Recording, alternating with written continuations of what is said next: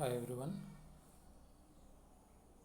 In the previous video, we are discussed on the respiration, the part one, respiration part one, that is about the uh, that is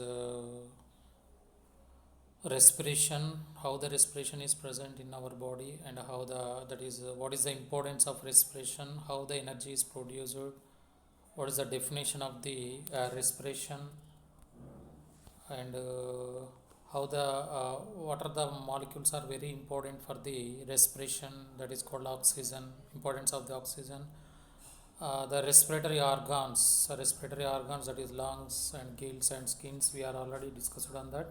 The types of respiration also we are discussed in the last video, that is external respiration and internal respiration, and what is inspiration and what is expiration. So again, that is a lungs, structure of lungs. There are two lobes are present in our respiratory tract that we are called lungs, the weight of the lungs, and what is trachea, and the lungs are covered by pleura. Yes or no? The pleuras are visceral and parietal pleuras, and pleural space is also very important in the that is between the two layers of the pleura. So that is already discussed. And the trachea. So trachea is also very important. That is uh, it is start from the larynx, and uh, it is open into the branchias and bronchioles. There are number of bronchioles are present: primary, secondary, tertiary, and terminals.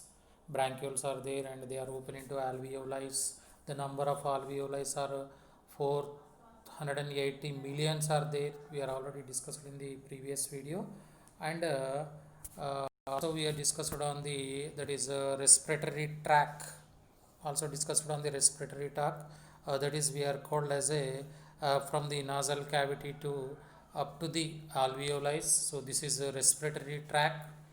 The respiratory tract from the start from the external nostril, and it is closed with alveoli. So the middle structures also there: nasal cavity and pharynx, larynx, trachea, bronchioles. So these are all we have discussed in the first video, and also discussed about the oxygen means carbon dioxide, and oxygen transport means exchange. What is gases partial pressure, that is high level to low level, how the gases are that is transport from the high to low concentrated, that is also discussed, we have discussed on that. This is oxygen pressure in the lungs of the alveoli, 100 mm Hg, that is in the arteries of alveoli, and 40 mm Hg in the blood of veins. So very low is present, the pressure is low, then the oxygen is diffused from the high to low, already discussed on that. And carbon dioxide also, their partial pressures in the arteries of the alveoli, carbon dioxide is 40 mm Hg is present in the lungs, 45 mm Hg, that is partial pressure is present in the lungs. So they are also we have discussed. Now today we are going to discuss on the gases transport in tissues. But in the previous video, the gases transport in between the that is blood and lungs cavity, we have discussed in the previous video. But in this video, going to discuss on the gases transport in tissues. So gases transport at a tissue level based on partial pressure of the oxygen and carbon dioxide. The partial pressures are also very important. They are not only important between the lungs and between the blood of the arteries and veins. Here also they are very important between the blood, between the cells. So oxygen partial pressure is also very important, and carbon dioxide partial pressure is also very important for the transport of the gases. So see here, that is this is oxygen. Oxygen partial pressure is present in blood 40 mm Hg. So we discussed it in the blood only 40 mm Hg, but in the cell it is decreased as 20 mm Hg, means the 40 to 20 mm Hg, that is partial pressure is decreased. Actually in the lungs it has 100 mm Hg. Actually in the lungs it has 100 mm Hg. From 100 mm Hg to lungs to 40 mm Hg in blood. The 40 m2 it is decreased into 20 mm Hg in cell level. So this partial pressure is very important. So means from the lungs to we are observed that in the blood 40 mm means very low, and from the blood to in the cell very low. So means is gradually decreased from lungs to in the blood. So this is very important for the diffusion of the oxygen from the lungs to blood, blood to cells. So this is very important from the gases transport, and at the same time the carbon dioxide transport is very important. The carbon dioxide transport means in the cell 42 nearly 40 to 52 that is for 52 mm Hg is present, but in blood 40 mm is present in blood, but in lungs 45 mmHg is present. So it is completely opposite to that is oxygen track, oxygen gases transport means that is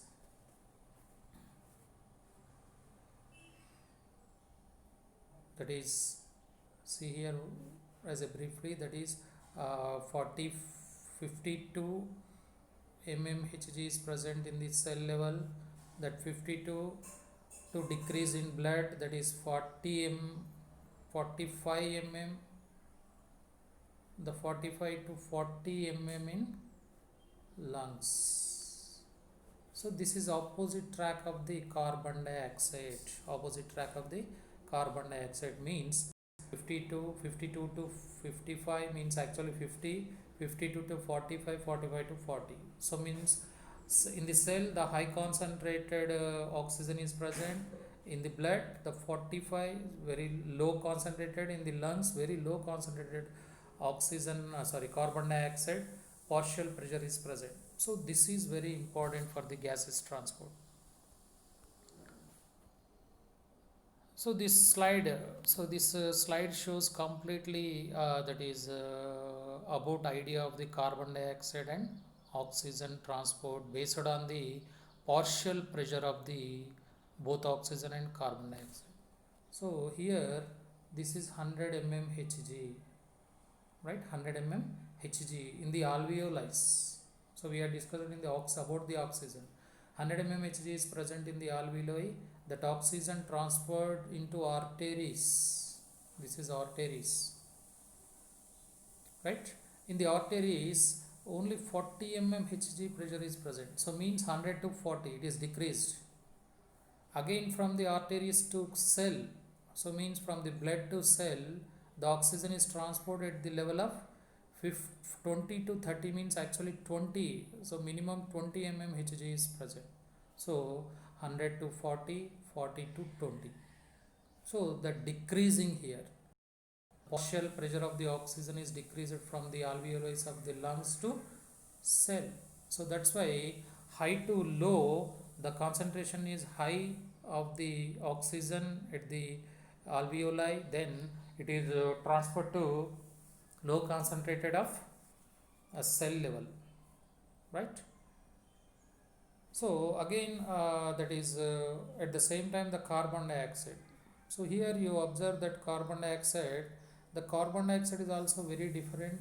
Here the in the cell the 50 mm Hg. So actually 50 to 52 is there, but 50 normally present. The 50 mm Hg is present means highly concentrated carbon dioxide is present. That their partial pressure is also high. In veins, when the carbon dioxide is transferred into the veins, the 45 mm Hg is present in the veins.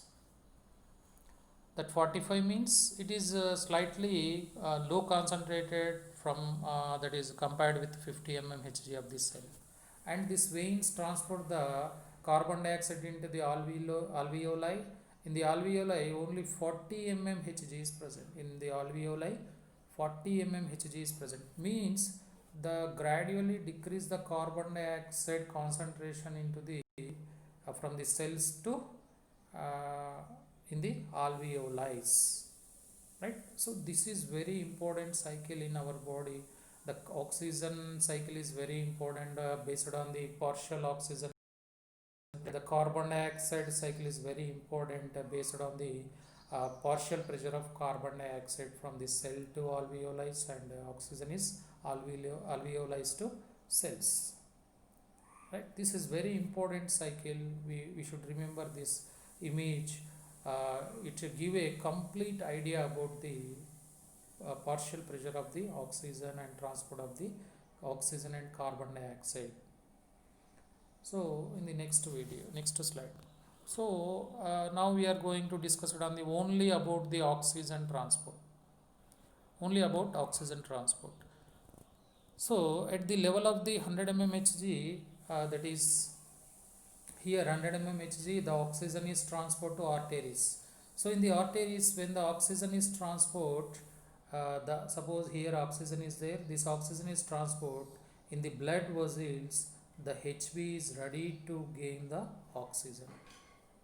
Hemoglobin, H is hemoglobin. Hemoglobin is ready to bind with oxygen molecules.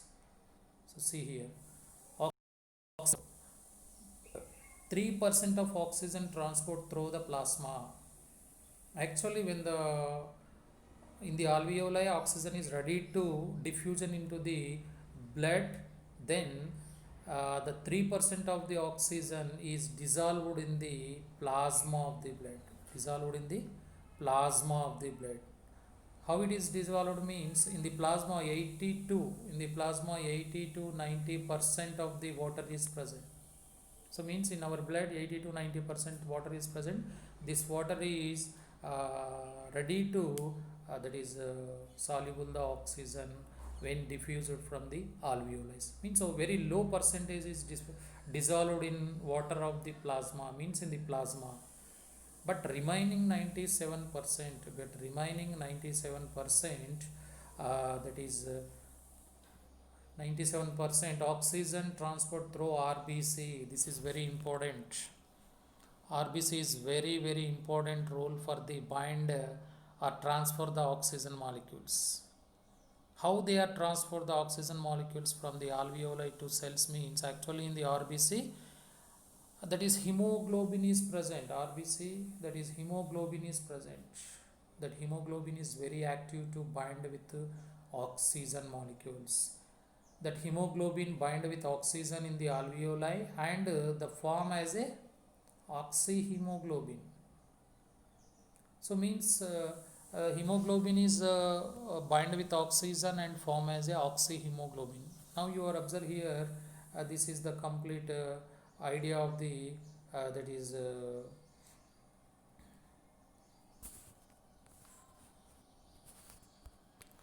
that is hemoglobin and oxyhemoglobin. See here, this is hemoglobin and this is oxygen. Oxygen is bind with 4 molecules.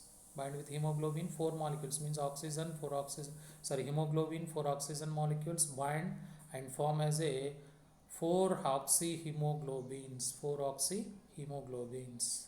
So they form as a 4 oxyhemoglobin at 40 mmHg. The very important, this oxyhemoglobin is formed at 40 mmHg, right? When they are diffused from the 100 mmHg to 40 mm blood, at the 40 mmHg Hg, that is hemoglobin is bind with 4 oxygen molecules and then form as a oxyhemoglobin, means 4HbO2, that we are called oxyhemoglobin, right? Oxygen bind with hemoglobin 90 to 80, 98%, 92 to 98%. Why they are called as a 92 to 98% at 100 mmHg in the 40 mmHg means that is very important. 40 mmHg is very important. So how they are form means the total 4 molecules of the oxygen. Suppose here here is a different oxyhemoglobin that is formation is there. One we are called as a complete oxyhemoglobin and second one we are called as a incomplete oxyhemoglobin. Incomplete oxyhemoglobin.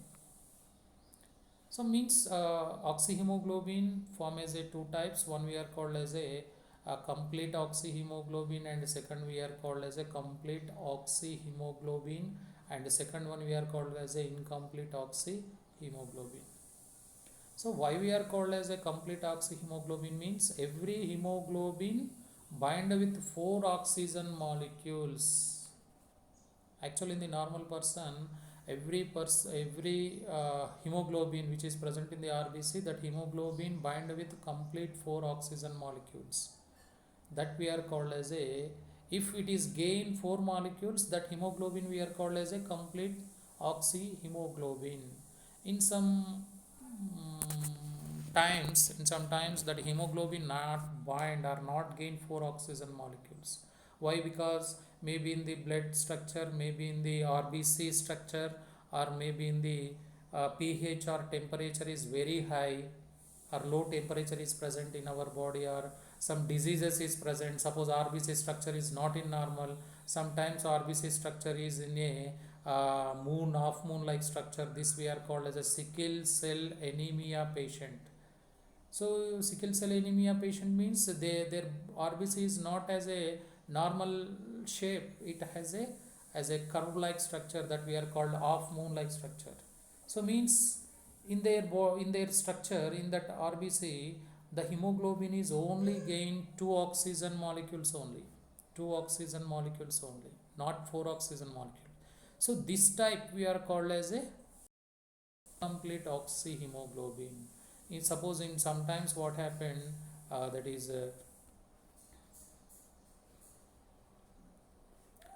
so four oxygen molecules if bind with hemoglobin, that we are called complete oxyhemoglobin. But suppose three oxygen molecules or two oxygen molecules or only one oxygen molecule is bind with hemoglobin, that we are called as a incomplete oxyhemoglobin. That we are called as a incomplete oxyhemoglobin. So the binding of the oxygen molecules with the hemoglobin is depend on our normalities of the blood stream, or normalities of the pH and normalities of the temperature. So this is very important. That's why the oxygen bind with that is the oxygen is bind with hemoglobin 92 to 90% at 40 mmHg of oxygen partial pressure, means 100 mmHg in the lungs. So this binding we are shows in the graph also. In we are explaining the graph also. In the graph, on the x-axis oxygen partial pressure, and on the y-axis hemoglobin percentage, means saturation of hemoglobin with oxygen molecules. So the oxygen dissociation curve shows as a S type when the oxygen molecules in the graph, that is when the oxygen and that is hemoglobin is bind.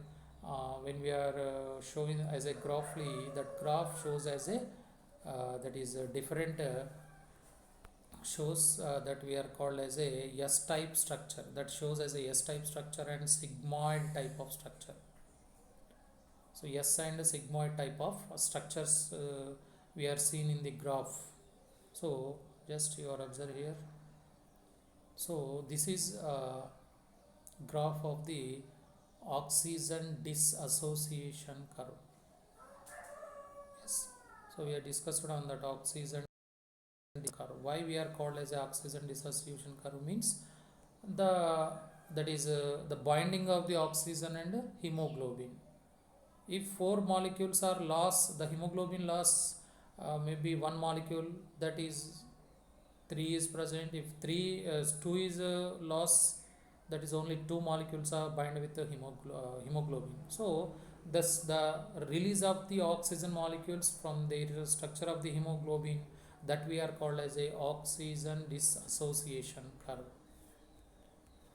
So this is the graph about the oxygen dissociation curve.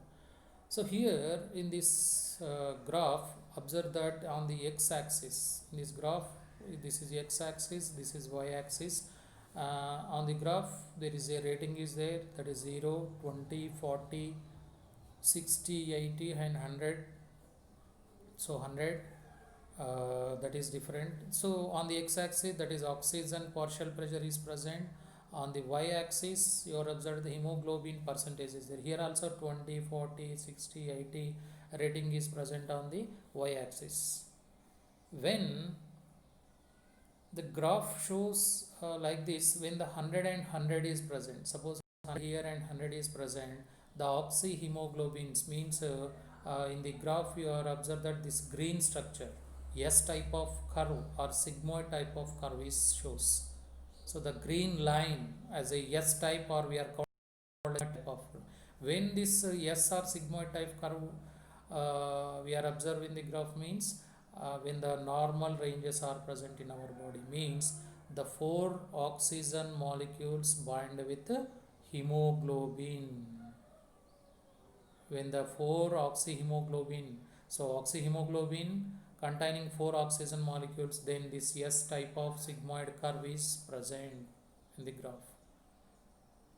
So when the graph is present like this means, when the, suppose this is partial pressure, oxygen 100 mm Hg, carbon dioxide 40 mm Hg in this blood, and pH 7.4 mm 7.4 and low temperature is present. When these gradients, when these normalities are present in blood, then this S type of sigmoid curve is present. But suppose, suppose here the oxyhemoglobin is in form in the normal level, then the oxyhemoglobin is transferred from blood to cells, suppose cells, then what happened, see here, suppose in the cell that is only 20 mm oxygen partial pressure is present, at the same time 50 mm Hg of carbon dioxide partial pressure is present in the cell.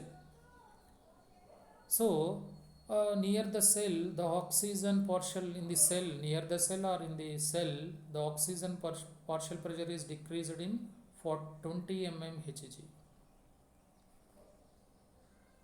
The carbon dioxide Hg is increased, that means high mm Hg, that is 50 mm Hg is increased. Here the 50 mm Hg is increased. The pH is below 7.4 means it is going to acidic. The high temperature is present. In the normal, low temperature is present, but when the high temperature is increasing, the carbon dioxide concentration is also increased, and the partial pressure of the carbon dioxide also increased. When the carbon dioxide pH and temperature is increased, then the binding of the oxyhemoglobin is decreased.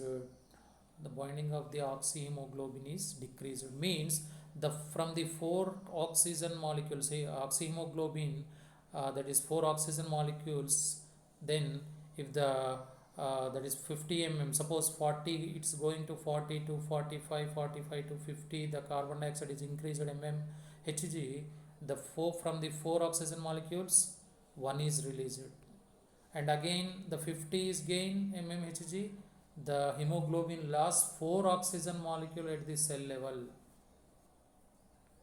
So means the carbon dioxide increased, the hemoglobin is not easily bind with oxygen molecules.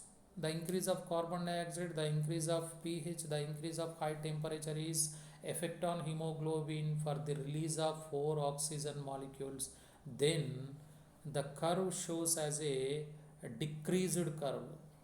So we are also observing this that shows as a decreased curve. So this is decreasing. So means the S shape is going to demolish the S shape. So when the carbon dioxide pH is increased, the S shape is going to decrease. So means the hemoglobin, these are effect on hemoglobin structure to release the oxygen. So means when the high carbon dioxide, high temperature, high pH is that is low pH is present, then the hemoglobin is not bind with oxygen, then the four oxygen molecules are released into cells.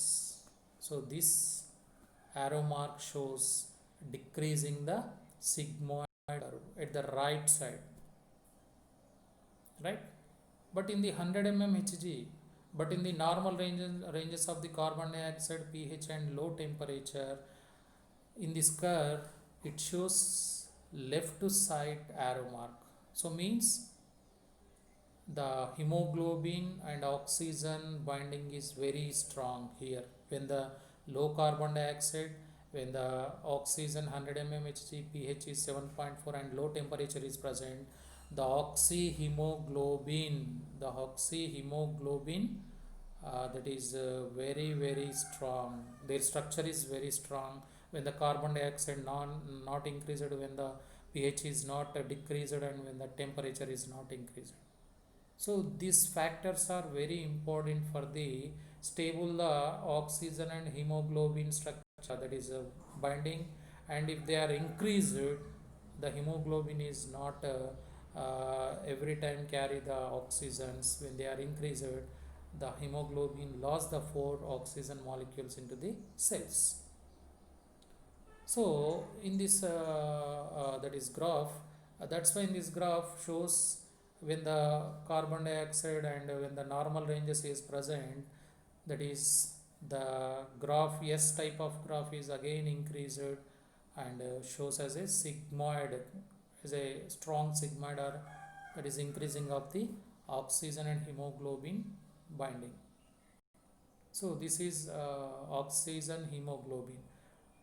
So here the dissociation means release of oxygen molecules with the when the increasing of the carbon dioxide, decreasing of the pH and increasing of the temperature. So these factors are very important. So that's why these factors affect on the association of the oxyhemoglobin.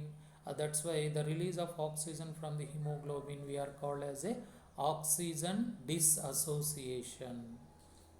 So these factors are affecting on the oxyhemoglobin. This is discovered by Bohr. The one of the scientists is there. His name is Bohr. So that we are called Bohr. So this Bohr scientist that is discovered the factors that affect on the oxyhemoglobin to release the oxygen from the hemoglobin into the cell. So this we are called as a Bohr effect. So this is called Bohr effect. So again, so Bohr effect is there. So again, so here with this help, and that is means called as a that is normal ranges of the mmHg and normal ranges of the carbon dioxide and the oxygens is there. Along with this, again the partial pressure is also very important. Partial pressure is also very important for the oxyhemoglobin. Suppose see here in the graph, if suppose 40 mmHg is present oxygen partial pressure, only 40 m means 40% of the oxyhemoglobin, 40% only oxyhemoglobin is formed. So means the MMA is decreased in the cell level. So that's why the hemoglobin is released in the into the oxygen molecules in the cell. So means not only these factors, the partial pressure is also very important for the association of the oxygen from the hemoglobin. If suppose 60 mmHg is present, only 80% of the oxygen molecules gained by the hemoglobin. So means 3, maybe 2 or 3 of the oxygen molecules bind with hemoglobin. If the 80%, suppose if the 100% is there, that is mmHg is present, partial pressure is present, the 4 molecules of the oxyglobins, the 4 molecules of the oxygen bind with hemoglobin and 4 molecules of oxyhemoglobin is formed. So means when the that is partial pressure is decreased, when the partial pressure is decreased, the hemoglobin saturation is decreased. When the partial pressure is increased, the oxyhemoglobin binding also increased. So means that is called these factors also affecting on the release of carbon dioxide, release of oxygen from the hemoglobin, and along with that partial pressure of gases also very important. If the low partial pressure is present, hemoglobin is bind with 2 or 3. The high is there, the complete 4 is bind with that is hemoglobin. So this we are called as a that is Bohr effect. This is given by Bohr scientist. That's why this we are called as a Bohr effect. Bohr effect means oxygen released from the hemoglobin with the help of factors that we are called carbon dioxide, pH, and high temperature and partial pressure of the gases. Next slide. So this is the hemoglobin acceptancy or hemoglobin binding with the 4 oxygen molecules. Here you are observe that there is a 4 oxygen molecules here there. So this is 1, 2, 3 and 4 hemoglobin is present. So that's why we are called as a complete hemoglobin. Suppose if 4 molecules of hemoglobin structure, suppose this is not there, only 3 is gained, this is called incomplete hemoglobin. In the incomplete, maybe 3 is present, maybe 2 is present, maybe 1 is present. So the best example of incomplete oxyhemoglobin is sickle cell anemia RBC or patients. We are seeing in that that patient only carry their RBC carry only 2 or 1 oxygen molecules. They not that's why their breathing is very highly breathing is there for the taking of more oxygen. But in normal person we are not that is hardly taking the oxygen. We are normally breathe the oxygen, normally taking the oxygen because of our RBC gain 4 molecules of the complete oxyhemoglobin. And the Bohr effect, suppose you are observing here the Bohr effect. So the Bohr effect means oxygen dissociation with hemoglobin at 50 mmHg of carbon dioxide. Yes, we are also discussed the factor carbon dioxide is increased, concentration is increased, and partial pressure is increased effect, and high temperature and acidic status of pH. Means the pH status is very important. If the low pH is present, it is going to acidic state that decrease the oxygen and hemoglobin that is association. So the Bohr is given this that is idea. That's why they are called as a Bohr effect. And next, so this is complete that is oxyhemoglobin association and dissociation. In the oxyhemoglobin association, in the oxygen and 4 molecules of hemoglobin and 4 molecules of the oxygen form as a oxyhemoglobin in the blood at 40 mmHg. At 40 mmHg, it reversely present in the cell. When the carbon dioxide is increased, the 50 mmHg is increased partial pressure, then the oxyhemoglobin is released and form as a hemoglobin and oxygen. The 4 oxygen molecules are released from the hemoglobin. So this we are called as a Bohr effect. So mainly the factor is carbon dioxide. Carbon dioxide concentration is increased. The oxyhemoglobin, from the oxyhemoglobin, hemoglobin is separated and oxygen is separated. That 4 oxygen molecules are that is released into cell, and that's in cells of the cytoplasm.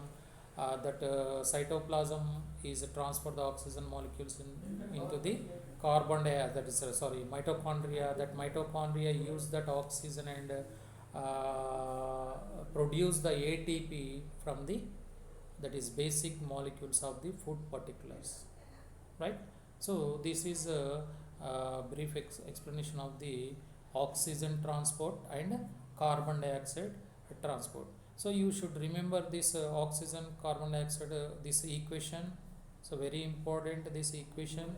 And here also this the hemoglobin structure is also very important, and Bohr effect is also very important in the that is examination. What is Bohr effect? What are the factors are affecting on the oxyhemoglobin? So the maybe this type of questions asked in the entrance examination. And we are also very important about the graph. The graph is also very important in the examination, in the annual examination, also in the that is entrance examination. What is S type of curve is present, and what is sigmoid curve in oxyhemoglobin, and what is the that is factors affecting on the sigmoid curve. What is right side arrow mark is the effect, and left side arrow mark shows what is increasing and decreasing of the sigmoid. So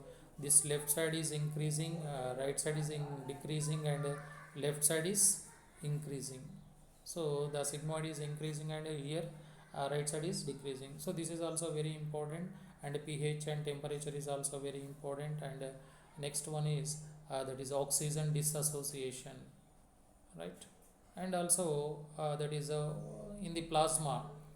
So in the plasma, what is the percentage of oxygen is dissolved, means 3% only, but most of the oxygen is transferred as a oxyhemoglobin. Most of the oxygen is transferred as a oxyhemoglobin. So this is very important. So in the normal RBC, how many oxygen molecules are gained? Means 4 oxygen molecules. In the sickle cell anemia patients, how many all molecules are bind with hemoglobin? Means only 2 oxygen molecules. So this is very important. And in this, from here, this is cycle is very important, that is oxygen transport and carbon dioxide transport between the lungs to cells and cells to lungs. And this is the oxygen partial pressures in cell level. The oxygen partial pressure in cell level is 20 mmHg. Same as it is in about the carbon dioxide is 52 is present. Maybe 50 is high, and 52 is also high in the cell level, but in the that is blood, in the blood 45 mm, in the lungs 40 mmHg is present. So this is about the gases transport. So now we are going to discuss it in the next class.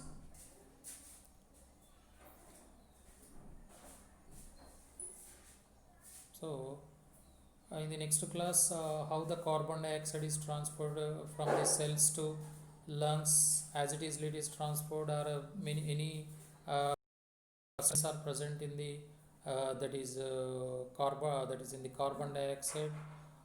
In our blood is very that is transport, mainly transport the carbon dioxide, or easily there, as it is the carbon dioxide as a gaseous state, it is transport to oxygen. So in the next video we are observe the in the next video, that is you must learn about the transport of carbon dioxide.